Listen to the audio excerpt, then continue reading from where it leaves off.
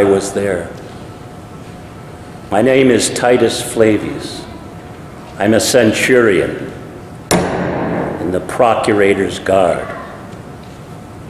I stood beside Pontius Pilate as he offered the crowd a choice between Barabbas and Jesus. And they chose Jesus. They chose Barabbas. And I led Jesus, according to Pilate's orders, into the inner court, where I tied him to a pillar worn smooth by the writhing bodies of the men who had been there before him. As the man moved toward Jesus with the flagra, I could feel my stomach knot. I turned as I heard the metal tips rip into his flesh. A feeling of nausea rose in me. Words were on the tip of my tongue, words that would put a stop to this cruel torture. But I couldn't say them. Too many years of obedience prevented me from going against the orders of my superiors.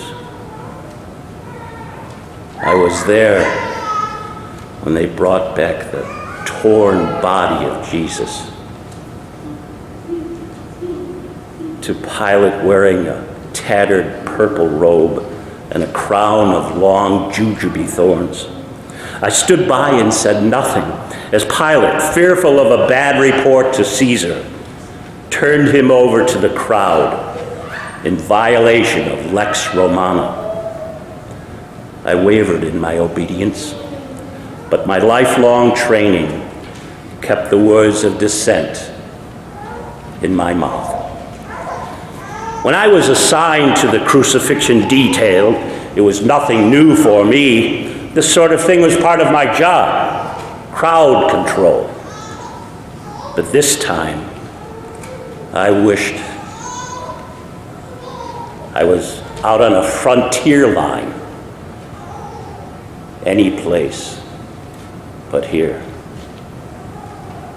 Don't misunderstand. I didn't actually crucify him, drive the nails into his hands and feet or anything like that. I was simply there for crowd control. Come to think of it, there weren't actually all that many people there. What with it being Passover, beginning and all. My job was to keep the peace at the death of the Prince of Peace. I'm a soldier, after all, and my job is to follow orders and not to question. I do my job well. I have always done my job well. I am the universal soldier, and I was there. I was also at Auschwitz, Birkenbach, Treblinka, Wounded Knee, Eli, Kosovo, Chechnya.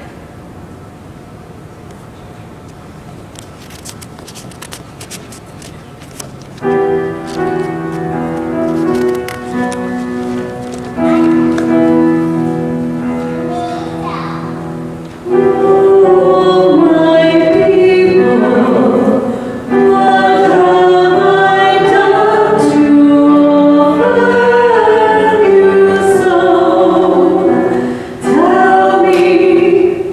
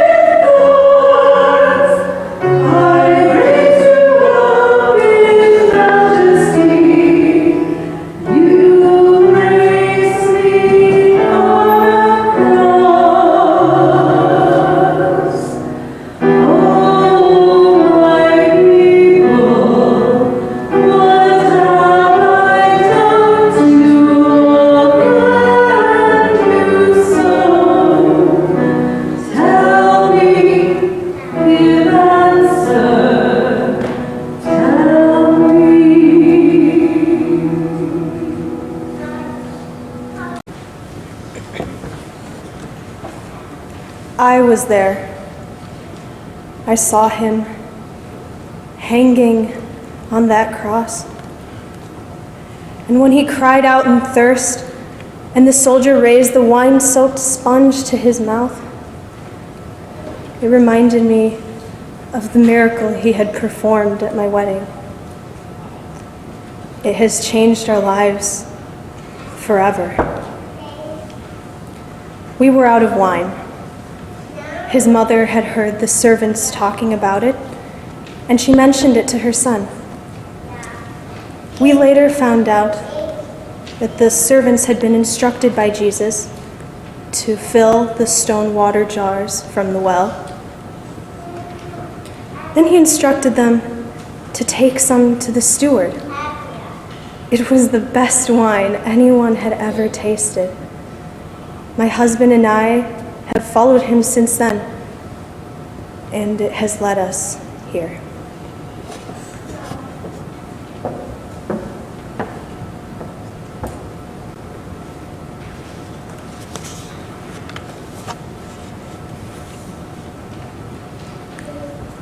I was there. I know him well. My entire life, I had suffered from total paralysis from the palsy. And one day, in front of the Pharisees and the teachers of the law, Jesus forgave my sins and commanded me, "Rise and walk." And I have been walking ever since. I walked with him all over the countryside, and I walked with him to this place. And now, by the grace of God, I stand as witness of this.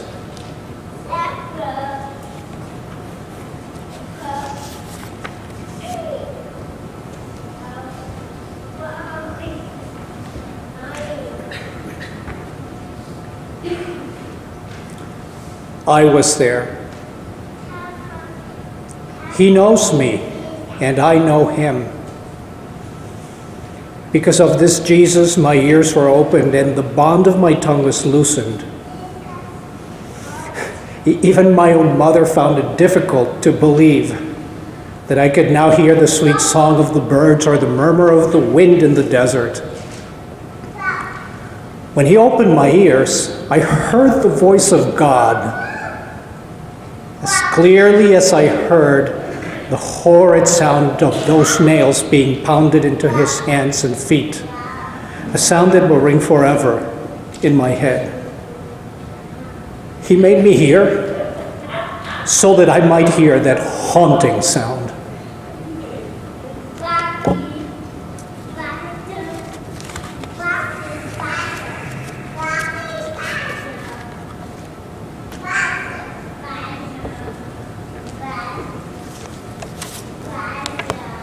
I was there. I wish that I hadn't been. Jesus had taken pity on me and opened these eyes that had been blinded since birth. I got to see the beauty of the sunset, and I got to see the marvelous things that he did for all those others. I got to see the things that they did to his body and the pain that he endured. Why did this miracle of sight allow me to be the witness to this crowd's ignorance? They had eyes, but they were blinded to the truth.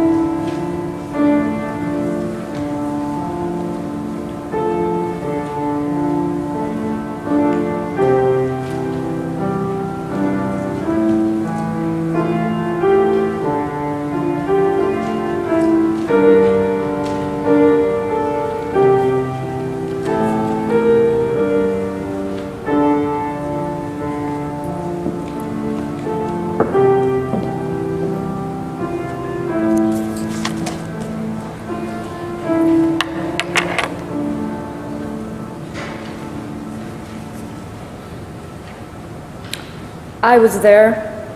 I just had to be. When my servants told me that she had heard what they were doing to Jesus, I quickly put on my mantle onto my shoulders and my linen scarf on my head and fought my way along the Via Must to the Via Dolorosa. The streets were crowded with holiday shoppers, rushing to get what they needed for the celebration of Passover feast. As I came to the Via Dolorosa, I could see the upper ends of 3 crosses above the heads of the crowd.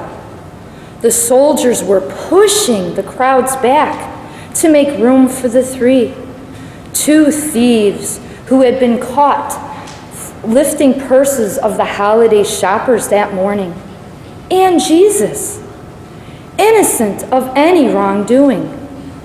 As I watched the largest cross disappeared below the heads of those in front of me, I could hear the sound of wood against the stone as a murmur of the crowds increased.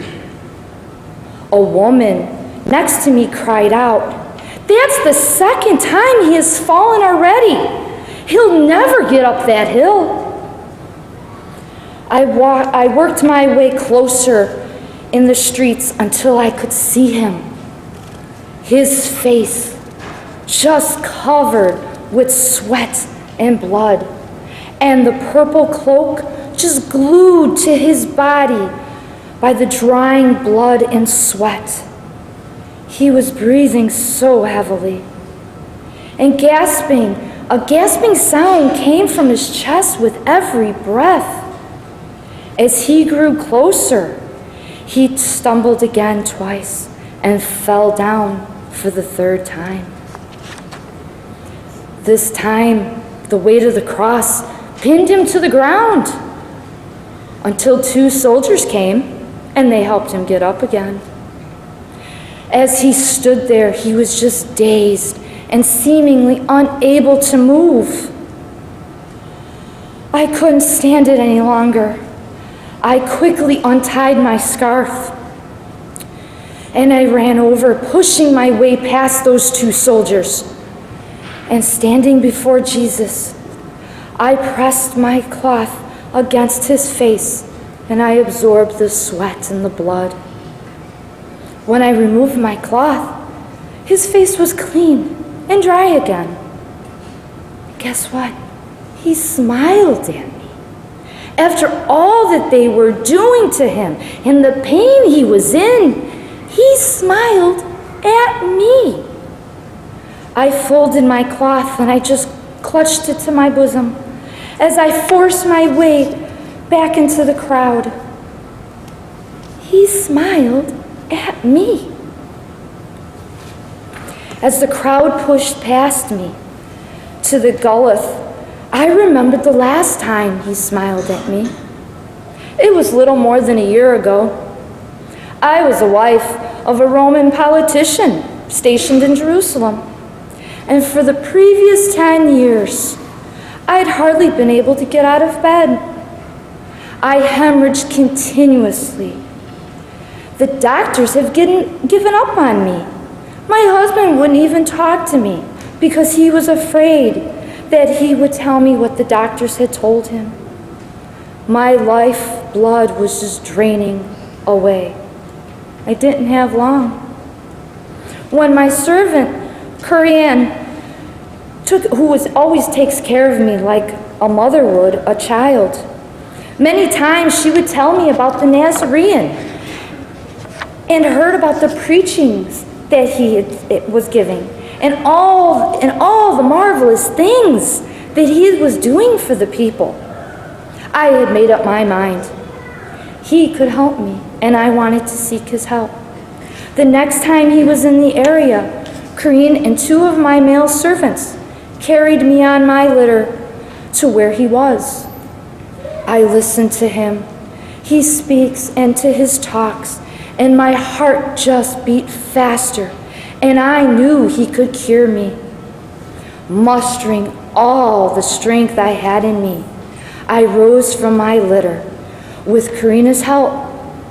I worked my way through the crowd. They were pushing and shoving me, everyone trying to get close to him, and I tired so quickly. I just knew that if I could at least touch the hem of his garment, I would be cured. And with all the strength I had, I lunged at his garment, and I touched it. I fell to the ground, and then suddenly he said, "Who touched me?" He turned and said, "Courage, daughter. Your faith has saved you." And he smiled at me. In that instant, I could feel the strength returning to me, and I felt like a teenager again.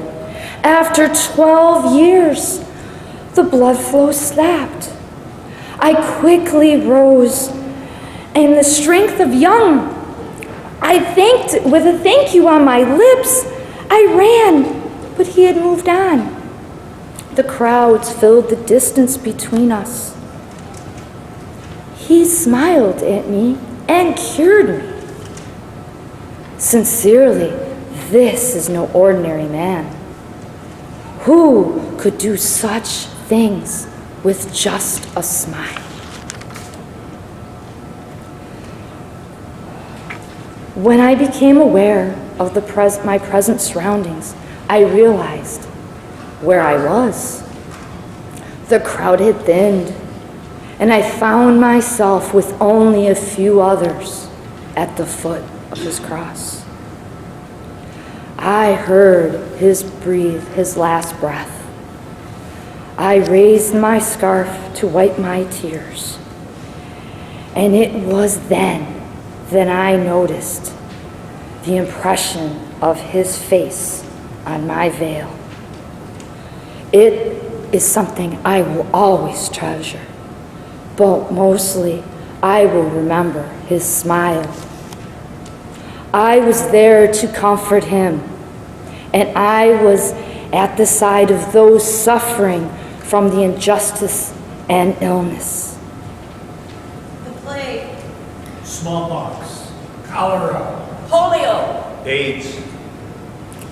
I was there, and I made them smile.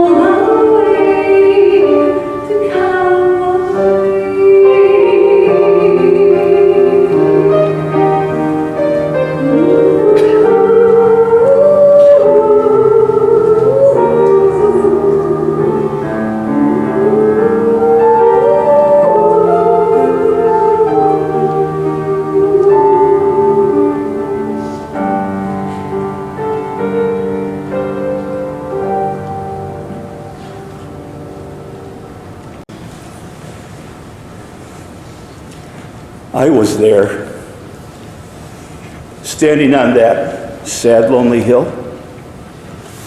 I was with Mary, the mother of Jesus, and the other two Marys. I was standing right there at the foot of the cross. The other apostles, yes, they were there too, but only not on top of the hill. I noticed some of them watching from the distance with the rest of the crowd, but I had to be there. I don't know why, but something drew me up there. It's not that I was any braver than the rest of them. I just knew he wanted me there, although I didn't understand why. I looked up at him, hanging from those nails, naked, bruised and bloody. It was as half his flesh had been ripped off. But in spite of that, he looked so peaceful, so calm, so serene, just like he had the night before in that upstairs room. He lovingly washed all of our feet, the task of a servant. I remember reclining next to him, and at one point laying my head on him. When I was with him, it was always as I was in the presence of someone special. We were all enjoying the Passover meal when suddenly Judas ran off in the middle of the meal, like he was on a mission from God or someone. When we saw him later that night, he had all those soldiers with him, and he came up to Jesus and he greeted him with a kiss. Then the soldiers took Jesus away before we even realized something was wrong. We couldn't understand why he had been arrested. He had had some trouble before, but he had always managed to get away. But not this time. They bound his hands and his feet, and they led him away like he was a dangerous criminal. We were all up the rest of that night. We couldn't sleep. I went off to get his mother. When I told her what happened, she said, it started, and began to weep. Oddly enough, through her tears, she kept saying, it has to be this way. It has to be this way. It was as though she knew what was going to happen. I took her to the Praetorium and we waited outside with all the rest. We waited. We waited in that cold night until we saw the sight of him, her son Jesus, dressed in purple, bloody and beaten, and wearing a crown of thorns. Mary's knees gave way at the sight of him.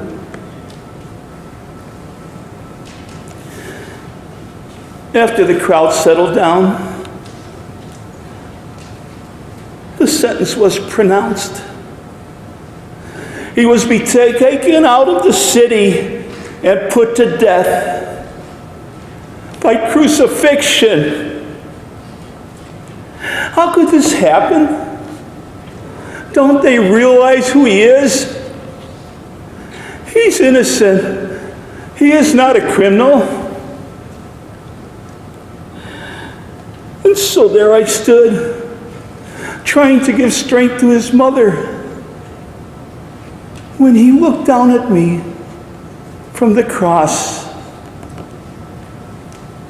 and committed me to the care of his mother.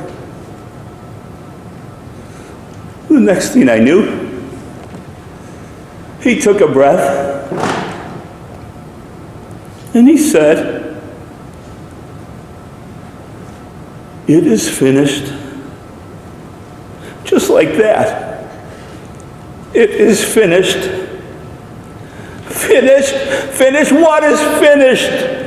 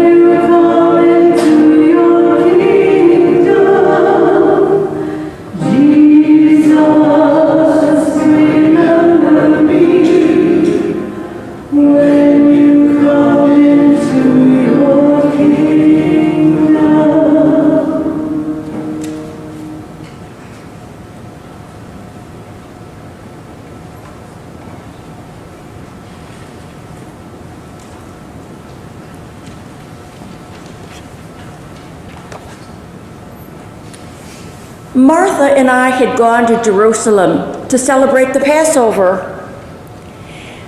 We stayed with relatives, and the city was very crowded with pilgrims.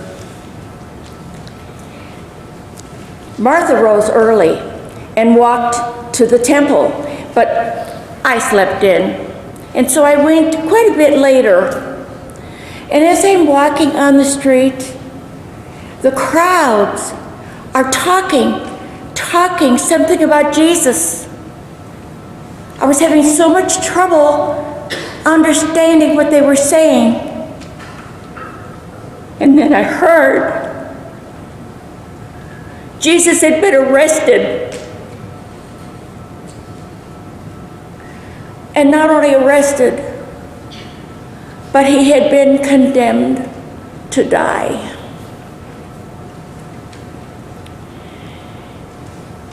I can't even begin to tell you how appalled I was at this news. After he brought my brother Lazarus back from the dead, I heard it said the people wanted to make him king. Well, they crowned him all right, but not with a coronet. They crowned him with a crown of thorns. I found myself standing at the foot of the cross with his mother and the other Mary, and I wept. Who could have imagined that it would come to this? If he could raise my brother from the dead, he could surely save himself.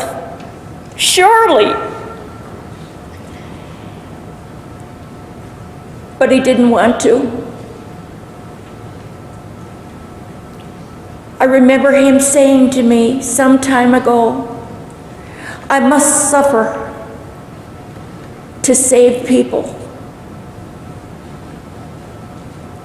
I didn't understand it then, but I do now.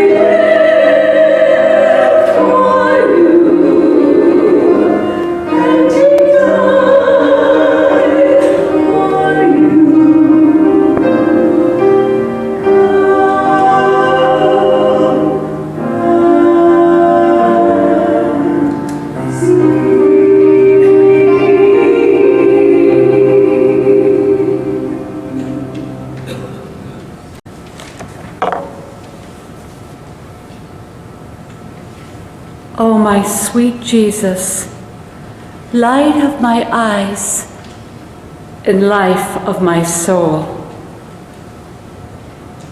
who will speak to the hearts of men to teach them what they owe to you, since you have paid such a dear price for their salvation. I was about to leave the centacle when John arrived to tell me what was happening. He told me about the events in the garden and Peter's denial. But mostly, he gave me strength and someone to lean on. It started, I said, and I couldn't control the tears as they streamed down my face. I tried to be strong, but I knew it had to be this way. But this was my son, my child, my baby. We went to the Praetorium, and there we met the other Marys and some of the other women that followed Jesus. We waited in the cold night air to see him. If only they could understand that it was his intense love for them that brought us all to this place. This was the final fulfillment of his mission. This mission he only occasionally would speak of to me. His mission to redeem mankind from their sin and open the gates of heaven for them. As we stood there waiting, I could hear different opinions and sentiments concerning my son. Some of the voices I heard lamented his fate, but those voices, they were far and few between. Mostly I heard his enemies, and they were plotting to have him crucified. My only son, crucified. Suddenly they brought Jesus out onto the balcony. It made me sad when I saw what they had done to him. They had beaten him and spit upon him, and they had put a purple robe on him, and they had taken some thorns and had weaved them into a crown and had jammed them on his head. I remember the first time he had gotten a splinter in his hand when he was in Joseph's workshop, and how he had cried when he hit his thumb with the hammer. Now with those thorns piercing his head and his body bloodied from that beating, he just stood there silently. I could hear the people in the crowd asking, "What did he do that he is being treated so badly?" And I wanted to shout out and say, "He healed the cripple and made the blind see." But it would have done no good, since the other voices in the crowd were saying, "Oh, so this is where his miracles brought him." Well, obviously he's a fake, because he cannot even help himself. They would never understand that he chose to endure this for all of them, friend and foe. And when Pilate asked what he should do with Jesus, they yelled all the louder, "Crucify him." The crowd along the Via Dolorosa was dense, and we couldn't get near to Jesus. John said something about getting ahead of the crowd, and he took us through some alleys, and then we were back at the Via Dolorosa, and I came face to face with my son. My knees buckled when I saw him, and I knelt in front of him. We looked at each other with such tenderness and feeling, each of us knowing what was about to happen, each of us filled with unspeakable sorrow. We didn't speak. The soldiers would not have allowed that. But in my heart, I prayed that the angels would come and help him carry that heavy cross, just as Joseph did when he quietly walked behind Jesus and helped him with that timbers. But no angels came. But my prayers were answered just the same, because the soldiers had impressed Simon the Cyrenian into helping Jesus carry his cross. As they moved on to Calvary, I prayed that the Lord God Jehovah would not forget my son, our son, that he would not forget our son in his time of need. I never forgot what Simeon had told me so long ago, that a sword would pierce my heart. I never forgot that. Now, I knew what he meant. It was noon when Jesus made it to the top of the hill. And the soldiers told Jesus to stretch out on that cross. Jesus complied with them, just like he would comply to me whenever I told him to dust off your shoes and go wash. Yes, Jesus complied with what the soldiers wanted, but that wasn't enough for the soldiers. They took chains and tied them around his arms, and they tugged on his arms until his hands got to the appropriate spot where they would drive in those nails. And they drove those nails into his hands and feet, and every blow was like a hammer. It was like a knife going right through my soul. The sound of a hammer was always a pleasant background noise at home. It meant that Joseph and Jesus were hard at work. But now, they raised that cross with my boy hanging from it. And they dropped it into a hole. And it ripped those nail holes wider. And his hands and feet, the wounds were made bigger. And his blood flowed freely from those wounds. I stood there 3 hours watching my son hang on that cross.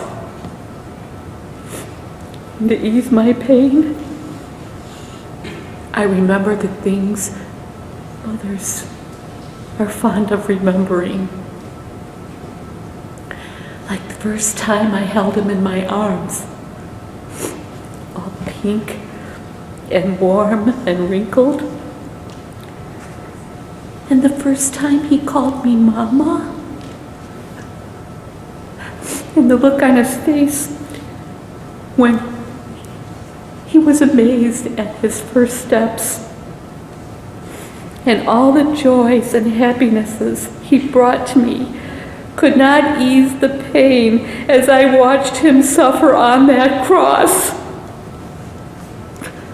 I remember when he fell and scraped his knees, and how I held him close and wiped away his tears. Now, there were no tears as he hung on that cross.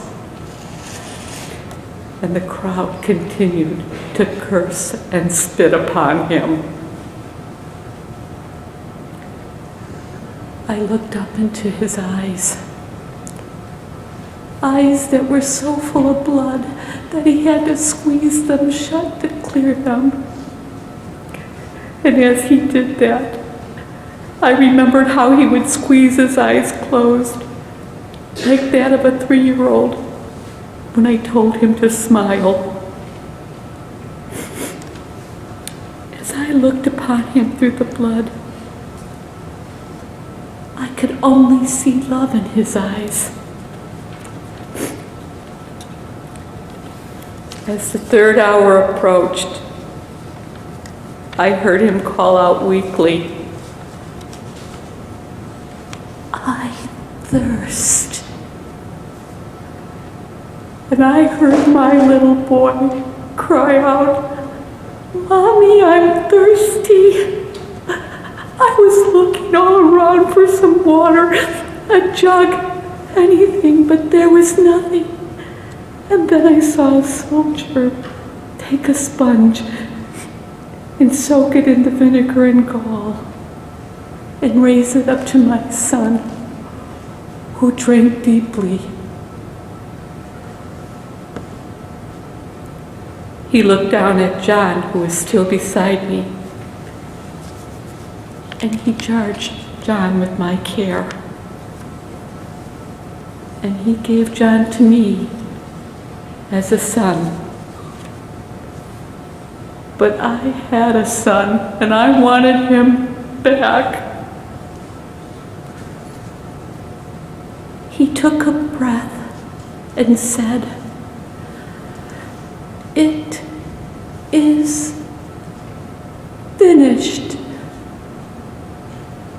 And I felt that sword go right through my heart. With that, he raised himself up and said, "Father, into your hands I commend my spirit." And then he just died.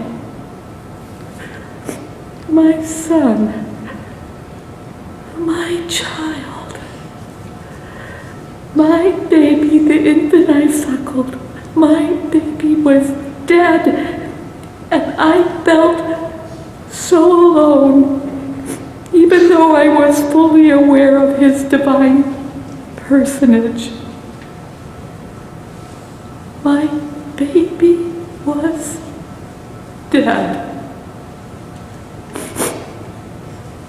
Oh, sweet children, you have been bought for a dear and precious price. Jesus loves you so much that he became the Father's sacrificial lamb to be offered up so that you could have eternal life. Divine life at one with the Almighty.